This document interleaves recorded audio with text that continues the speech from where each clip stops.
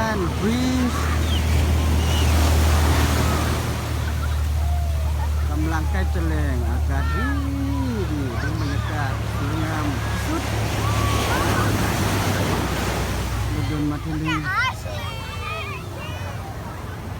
ปีละครั้งเพราะว่าจากบ้านมาไม่ได้3 ชั่วโมง